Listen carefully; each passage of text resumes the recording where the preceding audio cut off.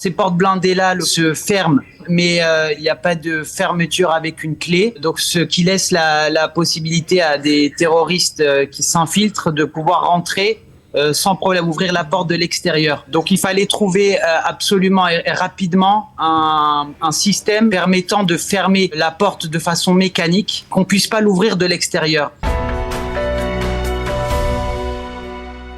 On va donner tout de suite la parole à notre premier invité. Il s'appelle Michael Benita. On peut dire qu'il est spécialiste du bois et il aide la population israélienne. Chacun apporte un peu sa participation à cet effort de guerre et chacun dans sa spécialité en fait. Voilà, c'est ça qui est absolument extraordinaire. Michael Benita, bonjour et bienvenue. Bonjour Cathy. Boker Tov. Alors on voit plein d'outils derrière vous, du bois, etc. Est-ce que c'est lié à ce que vous faites en ce moment pour le peuple d'Israël ? Alors oui, absolument. Tout est lié. Tout est lié. J'ai réorganisé mon atelier pour pouvoir travailler de façon rapide et efficace, pour pouvoir faire un maximum de planches pour fermer les mamades. Alors, c'est ça ce que vous faites, vous donnez des planches pour fermer les mamades. Alors, on comprend pas très bien, puisque c'est une porte, enfin en tout cas une chambre hermétique. Pourquoi il faut des planches en bois en plus ? Alors, exactement après le massacre du 7 octobre, la population en fait s'est aperçue que ça suffisait pas d'être enfermé dans un mamad, puisque jusqu'à présent, malheureusement, on s'enfermait dans les mamades que lorsqu'il y avait des missiles. On s'imaginait jamais que des terroristes pouvaient pénétrer dans une maison et ouvrir les portes blindées. Alors ces portes blindées-là, le problème c'est qu'elles se ferment. La porte se ferme, mais il n'y a pas de fermeture avec une clé. Donc ce qui laisse la possibilité à des terroristes qui s'infiltrent de pouvoir rentrer sans problème, ouvrir la porte de l'extérieur. À la base, ça a été conçu en fait juste pour se protéger des missiles, mais après le massacre et que toute la population a vu qu'on pouvait pénétrer dans le mamad, les gens ont commencé à avoir peur d'avoir des infiltrations. Donc il fallait trouver absolument et rapidement un système permettant de fermer la porte de façon mécanique, qu'on puisse pas l'ouvrir de l'extérieur. Alors je mets un point sur le fait que c'est à utiliser qu'en cas de pénétration de terroristes. C'est pas à utiliser dans le cas où il y a des missiles, puisque si Chas Shalom, il y a un missile dans une maison et que les secouristes doivent pénétrer dans le miklat, dans le mamad, il faut que ce soit ouvert. Il faut qu'ils aient la possibilité de rentrer pour sauver des vies à l'intérieur. Donc c'est à utiliser qu'en cas d'intrusion. Alors, voilà. Combien de planches de ce type vous avez déjà fabriquées ? Alors, jusqu'à présent, j'approche les 2000. J'approche les 2000. Chaque planche, c'est une famille. Chaque planche, c'est une famille. Donc, je reçois des messages. Depuis que j'ai fait cette publication, je reçois des messages non-stop sur mon téléphone. Des gens qui sont pétrifiés. Je reçois des messages quasiment chaque minute, des appels. Bonjour, je suis seul avec mes 2 filles, on est pétrifiés. Alors même si ils habitent pas forcément dans le sud ou dans le nord, je reçois des centaines de demandes de gens qui habitent à Jérusalem. Par exemple, hier, il y a une dame qui a une kvoutsa d'Américains à Baka, à Jérusalem. Qui ont accueilli 50 familles de Sderot chez eux à la maison. Elle m'a dit que les enfants n'acceptaient pas de dormir s'ils n'avaient pas ce soguer, cette planche de bois qui permettait de fermer le mamad de l'intérieur. Donc sur le champ, je lui ai fait ces 50 planches. Ils sont venus les chercher après. Même si à Jérusalem, par exemple, on n'a pas vu ça, encore grâce à Dieu, ça rassure les gens, ça leur permet de dormir tranquillement, de savoir que leur mamad peut être fermé de l'intérieur, c'est rassurant. Voilà, j'ai fait déjà des envois dans le Yehuda Veshomron, plus de 300 maisons. J'ai une commande pour Betar Elite de 5000 pour équiper 5000 maisons. Et donc j'essaye de faire, du matin jusqu'au soir, je travaille non-stop là-dessus, que sur ça. Michael, comment vous avez eu cette idée ingénieuse? C'est vous qui avez eu cette idée, ou c'est déjà une idée qui a été diffusée dans les réseaux sociaux ou par l'armée? C'est pas moi qui ai eu cette idée. J'ai vu cette idée circuler sur Facebook ou sur les réseaux sociaux, Instagram ou Facebook. Et je me suis aperçu que pas assez de menuisiers israéliens en faisaient.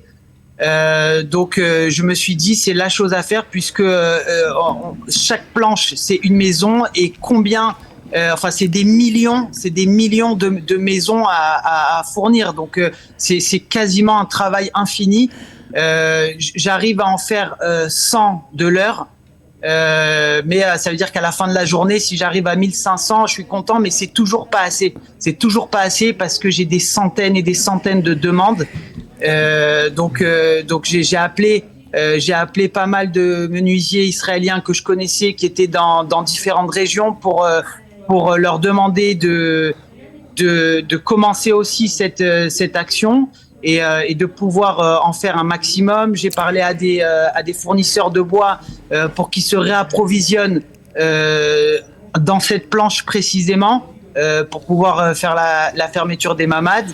Et on est pas mal de menuisiers. J'essaye de contacter aussi d'autres personnes un peu dans le nord ou dans le sud pour m'aider à faire ça, et pour que chaque menuisier qui est capable de le faire le fasse dans son endroit, et devient un endroit où les gens peuvent venir récupérer leurs planches. Alors Michael, on comprend que c'est une organisation terrible, que vous avez dû mettre en place vraiment quelque chose de beaucoup plus gros que ce que vous étiez en train de faire. J'imaginais pas du tout avoir un retour aussi grand, je vous dis la vérité.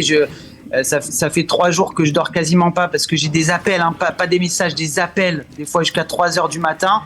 Le problème, et ça c'est un point important, c'est que les portes des mamades ne sont pas tous standards. Ah, c'est ça. D'accord. Donc il y a des différentes mesures à chaque fois.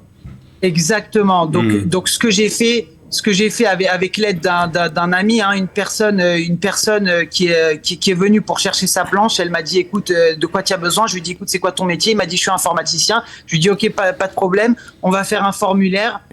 Il m'a aidé, on est resté le soir jusqu'à pas d'heure pour créer un formulaire en fait que j'envoie aux personnes qui me demandent cette planche. Je leur demande en soi 2 choses très importantes. Bon, à part le nom, le prénom et l'adresse, je demande la mesure de la porte, d'accord, donc de gauche à droite, du linteau. Et la mesure du linteau à la yadite, à la poignée, puisque ces mesures-là, elles diffèrent en fonction de chaque maison.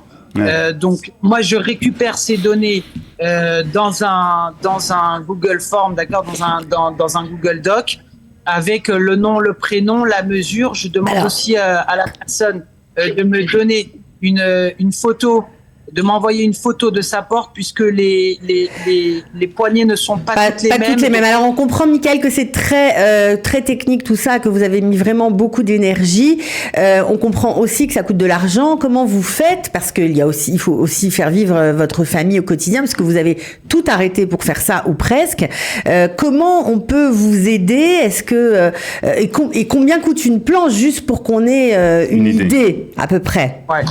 Alors, une planche, d'accord, c'est en général, ça varie entre 70 et 80 cm. Pour certains, c'est 85 cm. Une planche me coûte en matière première à peu près 10 shekels. D'accord, 10 shekels. Donc, jusqu'à présent, j'approche les 1600.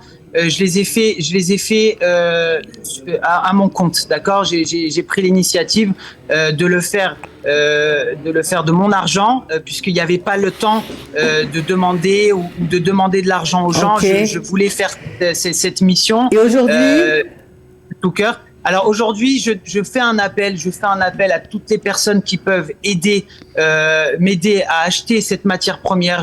Encore une fois, je demande rien à personne. Je ne veux pas que les gens me payent pour cette planche. Pour moi, c'est une façon je peux pas être Mitgaïès à l'armée. Alors c'est ma façon de contribuer. Et donc je fais un appel aux gens qui ne peuvent pas m'aider physiquement, mais qui peuvent aider de façon financière. Pour m'aider à acheter de la matière. Là, je suis parti par exemple vendredi à Jérusalem dans le seul atelier de bois qui était ouvert, Marsan Hetz, je lui ai vidé toute sa sroura, donc tout son stock. Là, il en a plus, donc il fallait qu'il en commande d'urgence. Là, ça arrive aujourd'hui. J'ai une arrivée de stock à 10h pour plus de 260 planches. Donc, on va mettre vos coordonnées, Michael, pour vous aider tout simplement concernant cette planche. En tout cas, c'est une initiative incroyable, vraiment. Kolakavod, Michael. Kolakavod d'avoir eu cette initiative. C'est vraiment génial. On espère que grâce à cette petite planche de bois, beaucoup d'enfants vont être, en tout cas, rassurés. Quand ils ont été exposés à des horreurs et à des incursions, c'est sûr qu'ils doivent être tous traumatisés et de se sentir en sécurité, parce que quand on est chez soi, c'est le seul endroit où on se sent vraiment protégé, et de voir que ce havre de paix a été souillé, endommagé, c'est très compliqué, j'imagine, après de s'endormir. Donc vraiment, vous participez vous aussi à l'effort de guerre à votre façon. Bravo, franchement, et j'espère qu'ils seront nombreux à vous aider pour fabriquer ces planches. Bravo, Michael. J'espère, merci.